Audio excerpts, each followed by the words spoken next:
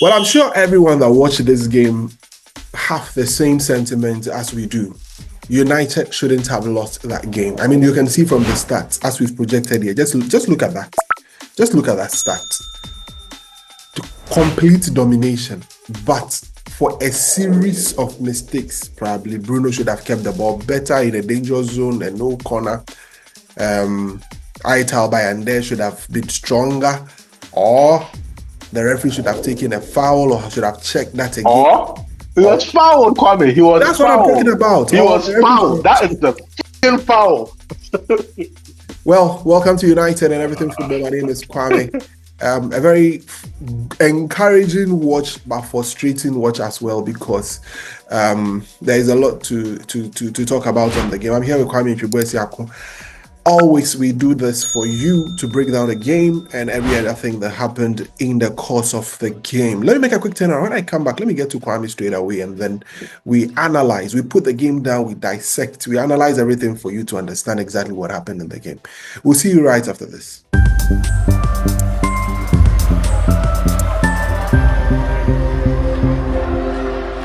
All right, thank you very much. Please remember, hit the subscribe button, hit the notification bell. We need a lot of you to subscribe. Those of you who are watching and not subscribing, it's very, very important for us. Please subscribe, and also leave a comment in the comment section for us, and let's see what your thoughts are on the game. Kwame, let Dell Street. The first talking point was actually what we always do. The lineup. Everyone was complaining. I mean, I can't find a single soul on social media that I know that didn't have a thing or two to say about that lineup. But Kwame, let's start. What do you make of the lineup? I mean, Charlie, the thing paid you. It campaign. So I was just lying on my bed, banging the bed. I mean, after every close chance to sort of get the ball at the back of the net. 22 shots at Arsenal's goal, the most since 2011. Mbeumo and Cunha had as many shots at goal as the entire Arsenal team. And yet, we came up with nothing. Hindsight is a beautiful thing, my friend. Yeah. I can't fault the lineup after the game that I watched. Mm-hmm. Like every other fan, before the game, we have opinions on the lineup. We started sharing opinions on the lineup about 7 days ago as to what it could be or what it shouldn't be. But at the end of the game, I cannot fault a single man. I cannot fault the coach. I can't fault anybody. Dark arts won at the end of the day, because that goal, initially I was all over and the goalkeeper. But in hindsight, watching the replays and everything, how on earth is VAR not picking that as a foul?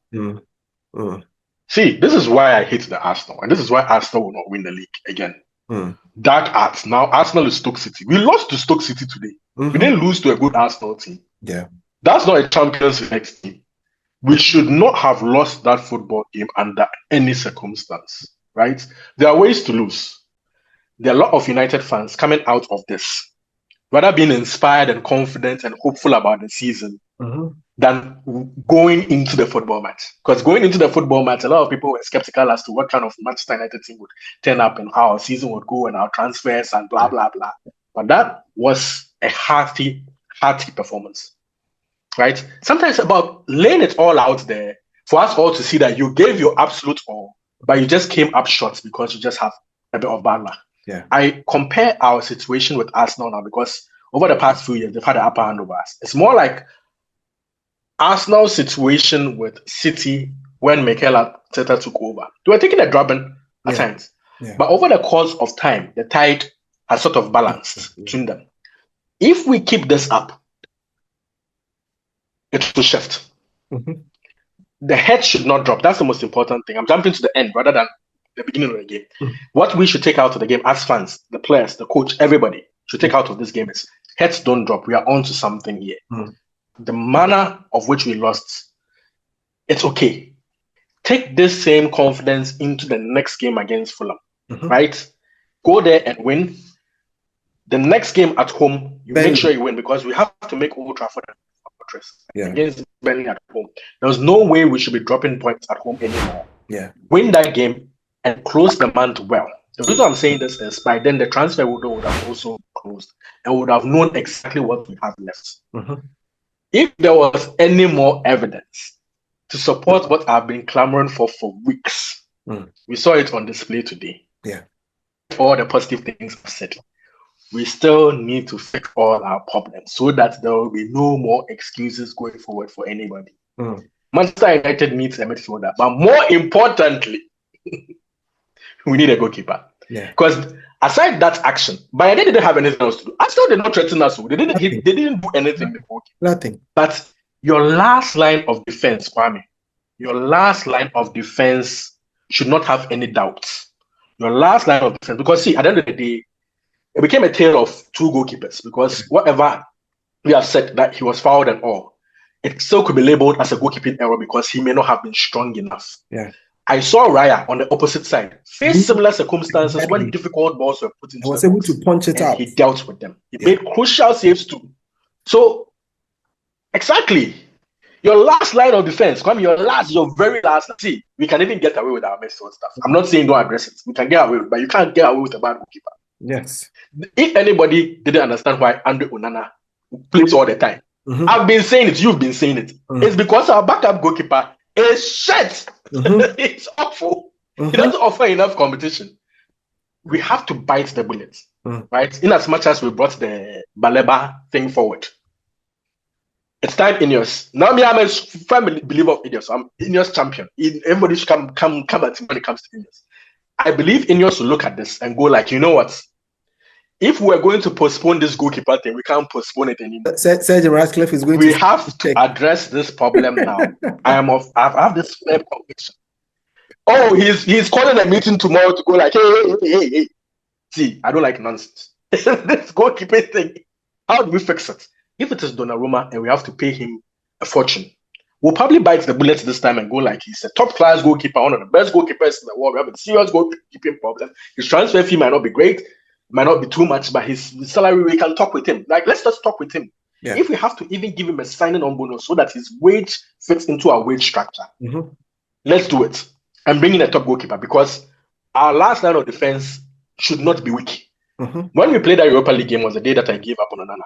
Because we were scared of the goalkeeper we had behind us. The backup goalkeeper played the whole of preseason, and the first game of the season, he doesn't look assured. Yeah. And he'll probably play a couple more before Onana even comes back. It's not like Onana is come to even rescue the situation because we know. So fix it. Fix it. Now, Kwame, I'll come to the lineup. I think I'm calmer now. So I'll come to the lineup. Talk about it. The lineup. Okay, so it was a front three of Cunha up front, Mbumo on the right, and then Mason Mount on the left. Bruno Fernandes and Casemiro in the midfield, which no fan wanted to see. But I would make some confessions along the way by the time that I'm done with the submission. Yeah. In defense was the defense that I expected. I told you, Diogo Dalot has to start. Matthias de Ligt, Luke Shaw, Lenny Yoro, and then the goalkeeper. We've spoken enough about the goalkeeper. I think from the top forward in Cunha to the entire back five, everybody played well. I can't fault anybody for anything today. Yeah. Luke Shaw and Matthias de Ligt were incredibly aggressive against the Arsenal team. Yeah. They were superb. Yeah. Every single one-on-one challenge they won it. Every single bloody down one. Winning your duel. If they didn't win it, they made sure that you're not winning anyway. Winning your duels, the physicality.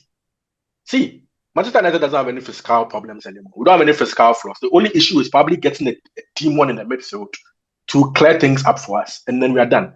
But in terms of the physical flaw of the entire team, it's so evident today that it's been risen to a different level.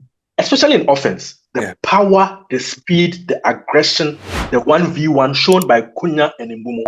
Excellent signing. This is what you call Premier League proven. When you want Premier League proven, when you don't go out there and be doing some Anthony's and be doing some useless things, this is what you get when you buy ready-made Premier League players. Yeah. They are so adapted to the physicality that is demanded in the Premier League. And it shows.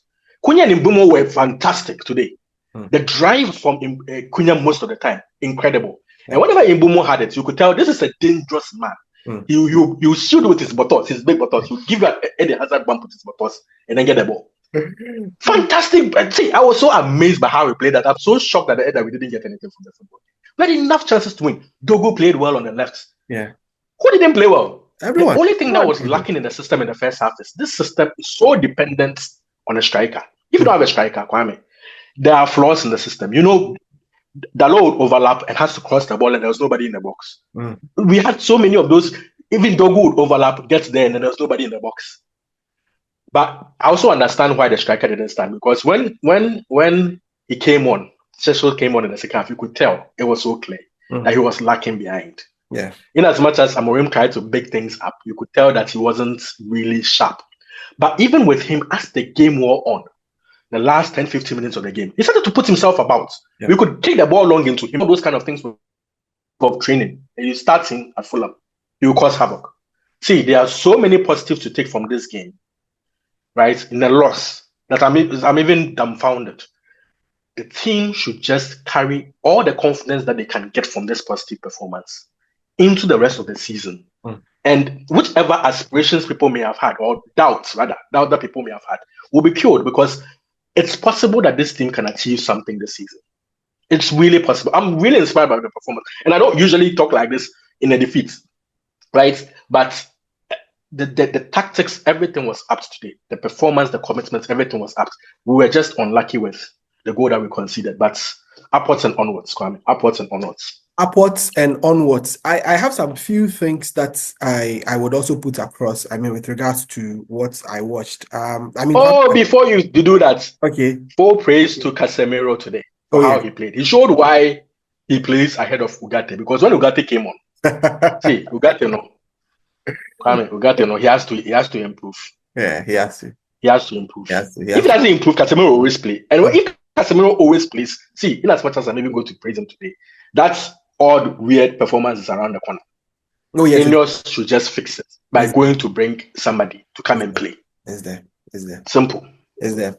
I mean, you watch that performance and it fills you with confidence. But I want to play the devil's advocate, because there is a certain me screaming. The me screaming. We've seen performances like this against big sides before.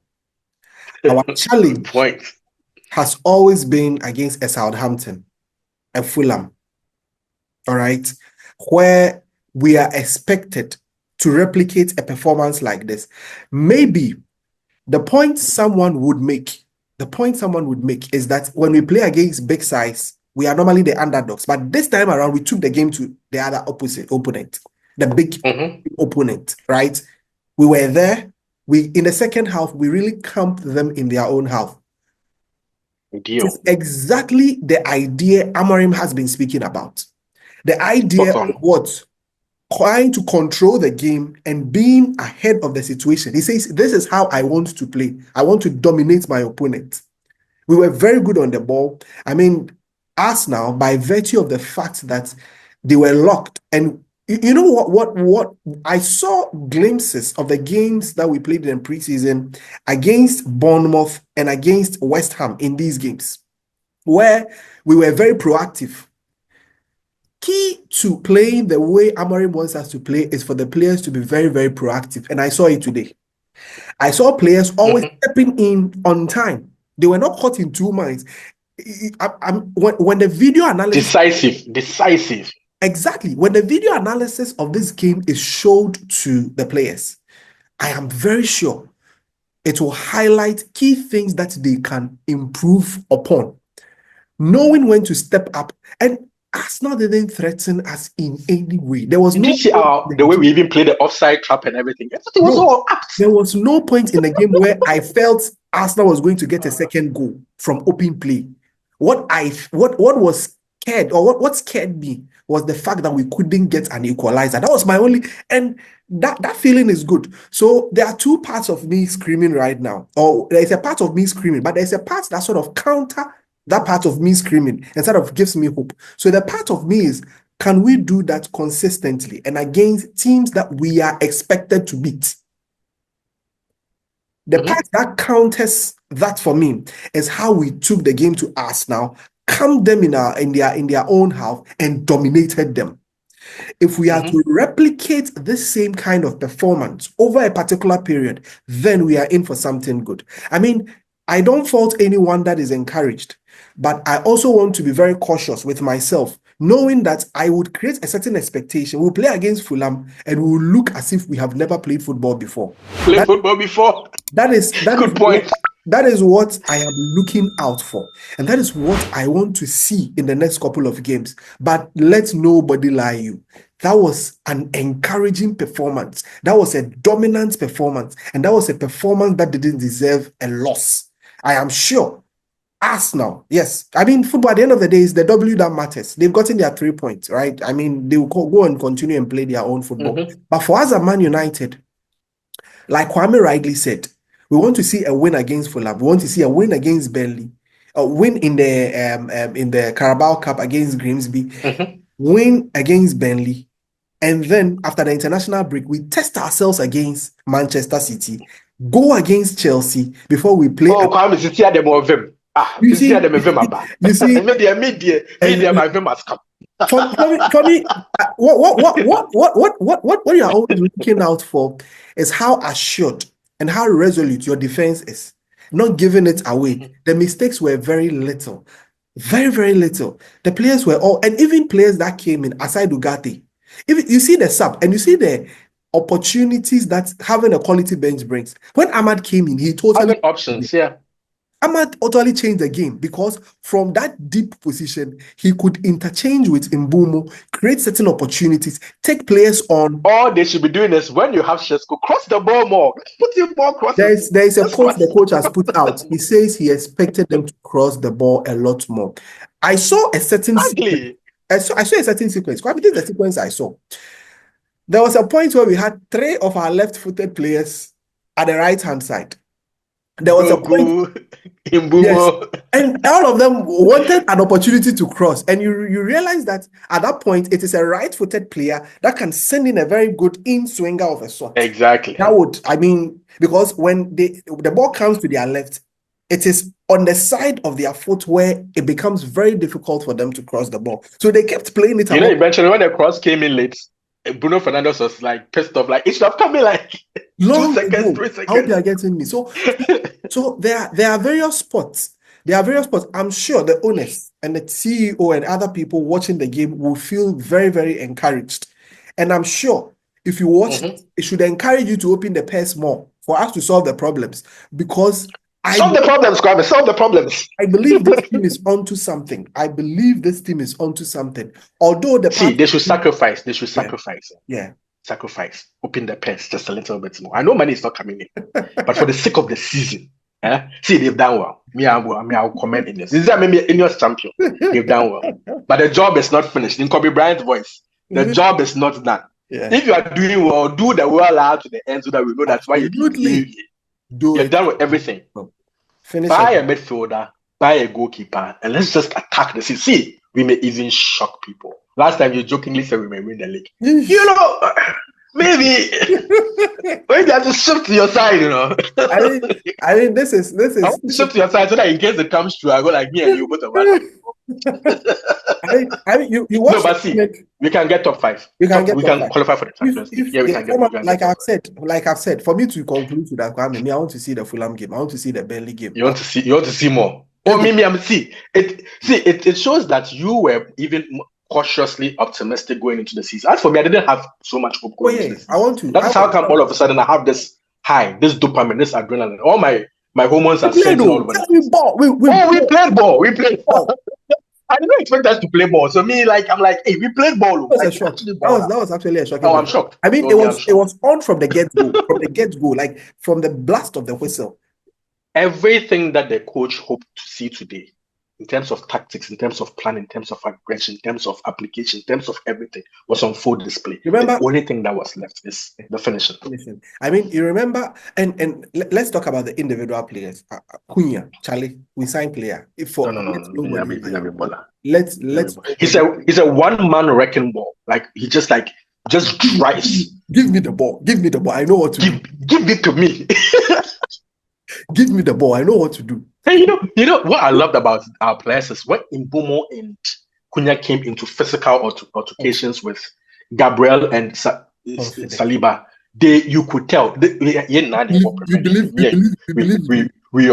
We play this Premier League. Oh, And this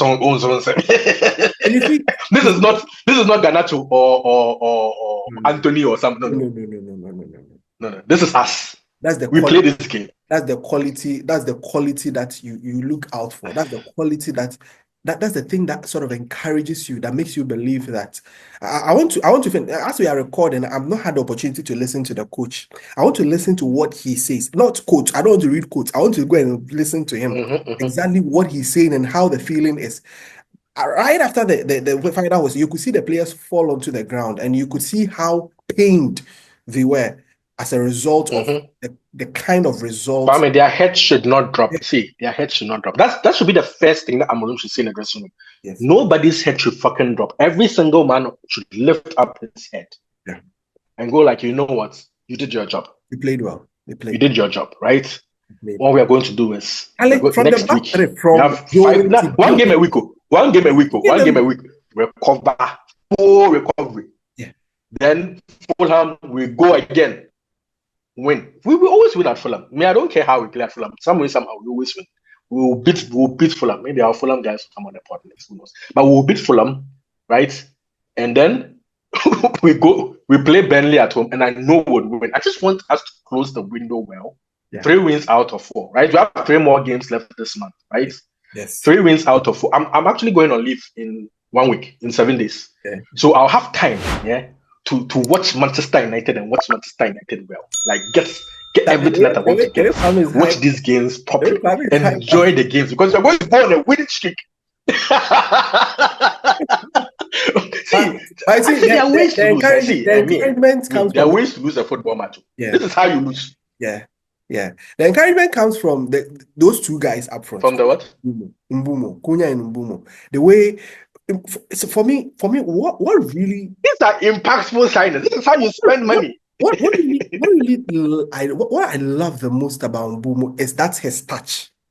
When the ball gets to him and it gets to his feet, it sticks. He will roll you with his buttocks like this, and then you just take the ball. You see, my goodness. We lost, but look at how we are talking about it. No, I was thinking as if we won the game by 5-0. That's the quality that we want to see. That's the performance. Somebody would think we won, And this is what leads credence to the words that the coach says. I mean, he believes in whatever he wants to do, and that's why you remember the interview that he granted. I told him I am a believer until he fails. He should go ahead and prove us wrong. He should go ahead. Well, as for me, I'm not on the believe train, but I see what he's doing. Yeah. I kind of get it. I'm seeing it. First game of the season, you have to make me see. I've seen a lot of things. So we play possession-based football. We a possession-based team. We come them in their half and we're dominating them. We're putting them under. This is what I want to see. The quality was good. Is seeing the things. The quality was good. The quality was good. But like you are right, but I should calm down. You are right. See, they shouldn't come and bust our bubble next week against Fulham. Next week. You are spot on. We to calm down a little bit. Take the spoils of war, the little spoils of war. Go get prepared properly and go again next week. Let's see how it goes. Let's see. This is not a long episode. This is just a quick review of the game. In the course of the week, we'll bring our guests on. Then we'll do an extensive look at it. We will try as much as possible to, look at other angles, other points, other perspectives. I'm sure you enjoyed the last episode we did with Sicho and Graham, where we had a lot to talk about and had varying opinions, and it was very respectful. That's how we expect you to be in the comment section. Varying opinions. Very. I like it. See, I have to say, you're right. That's a good spot. I've realized that the comment section is what's the right word here?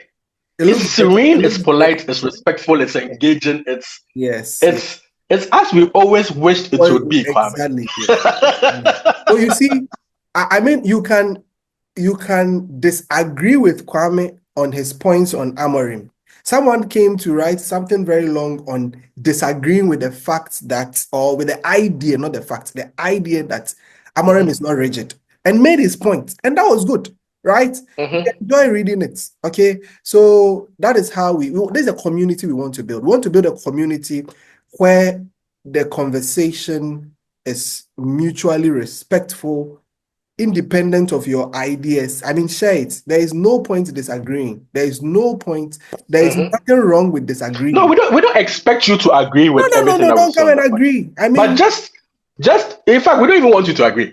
Just come and respectfully argue your points. simple. So much so that it may get to a point where we would willingly invite you onto the pod to come and actually verbally express yourself. We always have the fun month where we bring all of you, or we select a few of you to come on the podcast. But the selection process is very stringent in the sense that we monitor people for quite a bit of time before we invite people to come on the podcast. Aside our esteemed guests, when it comes to fans, you who make us who we community, are, for us to be able to have the kind of podcast that we always want to present to you, we have to screen. It's just what it is. We have to screen. Because if you don't bring a you people have an expectation. You would drive you out of the podcast. We don't want to. Exactly. So yes, thumbs up to you, or keep it up. Respectfully disagreeing and argue your points in the comment section. Who knows? We may invite you on the pod based off your quality attitude. Of the argument. It's very, very important for us. So, Kwame, let's end it here. It's a short one. I'm not sure it's more than 30 minutes. I mean, looking at judging. Oh, bring on the season. We are winning the league.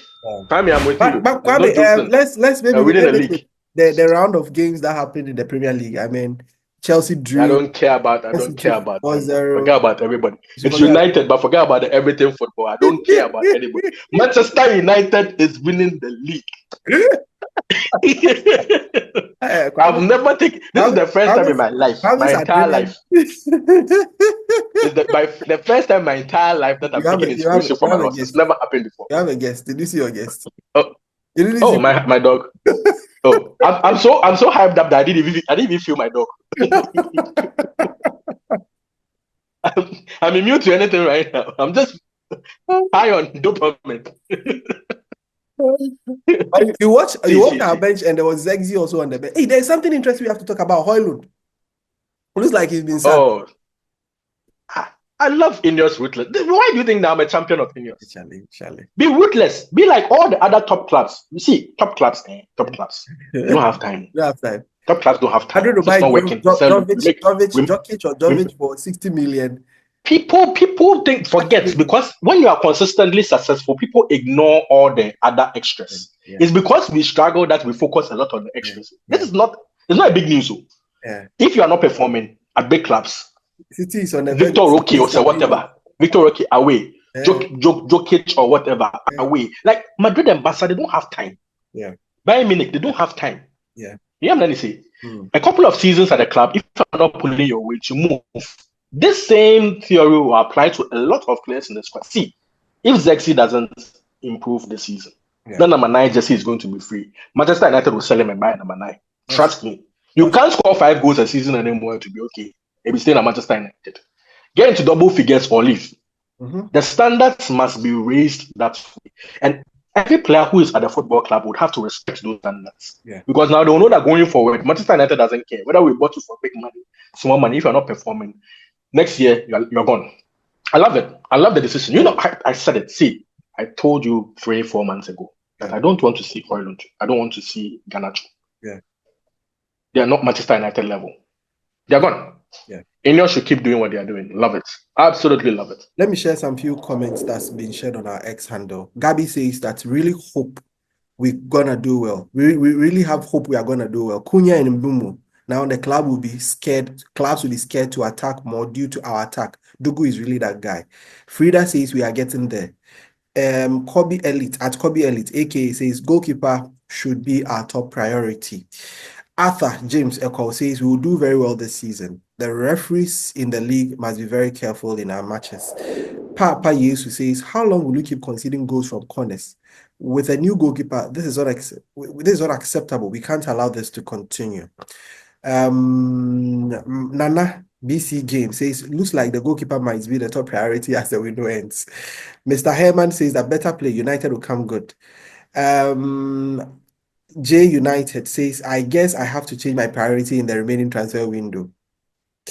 Days ahead, going to be full. I'm going to be going all in for a goalkeeper because we were by far the better team and did deserve to win. 50%. Despite we losing, that was a brilliant performance from the boys. Parkway Society says we don't deserve to lose. It's painful. Eric, the analyst, says there is hope for the future. President Huncho says, I think the answer is obvious. We need a goalkeeper ASAP. Mumtaz says, we 100% need a goalkeeper. Someone says, open space. Yes, we open space on Twitter. Don't worry, we'll do that. King JD says, goalkeeper, and he laughs. It's not a bad idea, you know. Yeah. Probably right after that, let's just open a space for the sake of it. And I have somewhere to go. We'll talk about it later. Oh, sorry. I'll host the space myself then. I'll call the girls, yeah. I'll call the girls to come and support me. Yes. The mamas. Yeah, the mamas. They are superb at hosting spaces. Anyway, guys, thank you so much for joining the podcast. It's been fun. It's been great having you joining us. Maybe in the course of the week, we would bring a guest to discuss the game against Fulham, and then we'll do another more analysis. And there are a few more things. There's a lot to talk about United. So always United. There's something to talk about. So we'll do that here. My name is Kwame. I'll tell you Kwame Chukwueze. Remember, subscribe, hit the notification bell, leave a comment, like the videos. Very important. And also share with your friends. We'll see you on the next one. Have a great time. Bye.